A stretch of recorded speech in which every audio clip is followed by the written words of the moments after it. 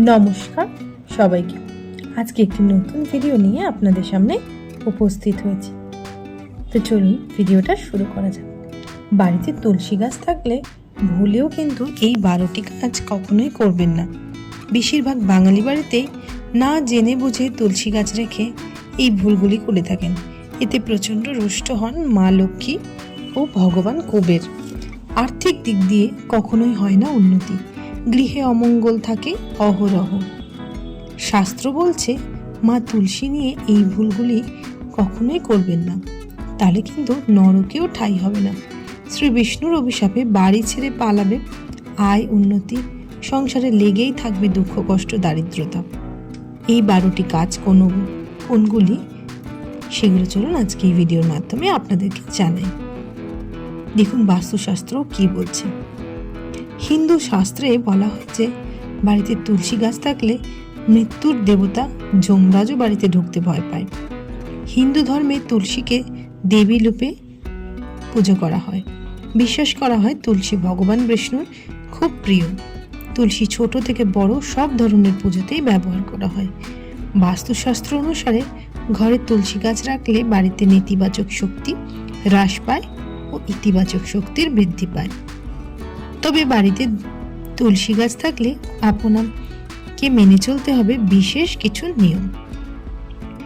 তো চলুন আজকে ভিডিওর মাধ্যমে আপনারা সেগুলোই আলোচনা করি। 1 নম্বর, সঠিক জায়গায় তুলসী গাছ লাগান। বাস্তুশাস্ত্রে বাড়িতে তুলসী গাছ কোন জায়গায় লাগাবেন তা নিয়ে বিশেষ গুরুত্বপূর্ণ আলোচনা করা হয়েছে। ঘরে তুলসী গাছ রাখার জন্য উত্তর এবং উত্তর পূর্ব দিকের একটা পরিষ্কার জায়গা বেছে নিন। অপরিষ্কার জায়গা এবং দক্ষিণ পশ্চিম দিকে ভুলেও তুলসী গাছ লাগাবেন না। দ্বিতীয়, সঠিকভাবে যত্ন নিন। তুলসী গাছের বিশেষভাবে যত্ন নেওয়া খুবই গুরুত্বপূর্ণ। যদি বাড়ির গাছটা শুকিয়ে যায় বা মরে যায় তাহলে পরিবারের লোকেদের শারীরিক প্রভাব পড়ে। মনে করা হয় তুলসী গাছ দেবী লক্ষ্মীর প্রতিরূপ, তাই তুলসী গাছকে অযত্ন করে সংসারের অমঙ্গল ডেকে আনবেন না।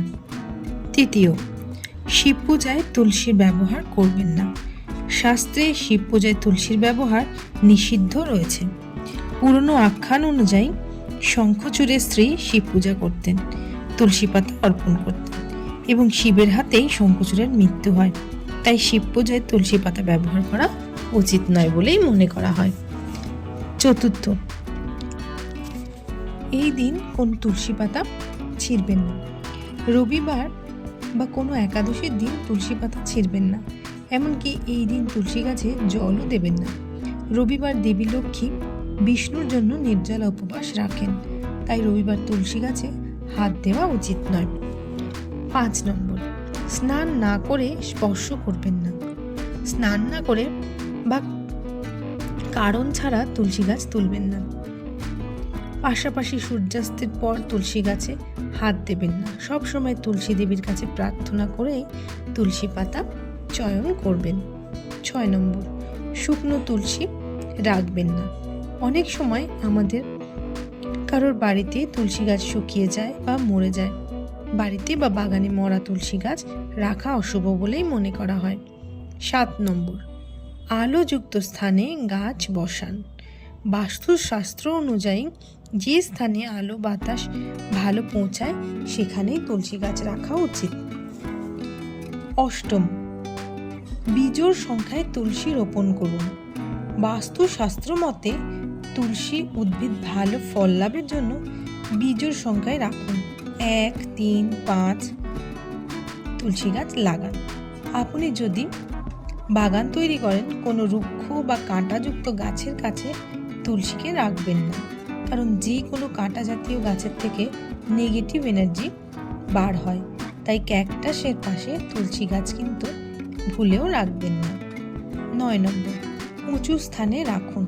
সবসময় তুলসী গাছটি এমন জায়গায় রাখবেন যা আপনার বাড়ির মূল ভিত্তির থেকে অনেক উঁচু, কারণ বাস্তুমতে দূরে রাখাই ভালো এবং উত্তর পূর্ব দিকে একটু উঁচু জায়গা করুন। 10, তুলসী গাছে প্রতিদিন পুজো ও আরতি করুন। বাড়িতে তুলসী গাছ রাখলে তাকে প্রতিদিন নিত্য পুজো করার সময় পুজো ও আরতি করুন, ধূপ ধুনা দেখান, এতে দেবী লক্ষ্মী প্রসন্ন হবেন, এতে হরিও খুশি হবে। 11 নম্বর, ঝাড়ু বা ডাস্টবিন কিন্তু তুলসী গাছের কাছাকাছি একদম রাখবেন না, কারণ এই জিনিসগুলি ঘর পরিষ্কার করার কাজে ব্যবহার করা হয়, আর তাই এই জিনিসগুলি বিশুদ্ধ নয়।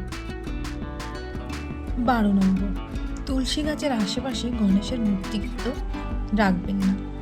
কথিত আছে এক নদীর তীরে গণেশ বসে তপস্যা করছিলেন, সেই পথে তুলসী দেবী যাচ্ছিলেন এবং গণেশকে দেখে তিনি মুগ্ধ হন, বিয়ের প্রস্তাবও দেন, কিন্তু তুলসীর প্রস্তাব প্রত্যাখ্যান করেন গণেশ, যার কারণে তুলসী তাকে অভিশাপ দেন, দিয়ে বলেন তিনি একটি নয় 2টি বিয়ে করবেন।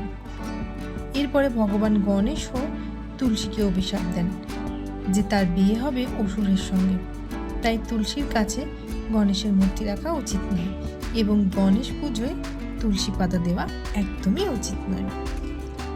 এই ছিল 12টি নিয়ম। তো আজকের ভিডিওটা যদি ভালো লেগে থাকে তাহলে প্লিজ চ্যানেলটাকে সাবস্ক্রাইব করে আমাদের পাশে থাকবেন, আর কমেন্টে কিন্তু হরে কৃষ্ণ লিখতে একদম ভুলবেন না।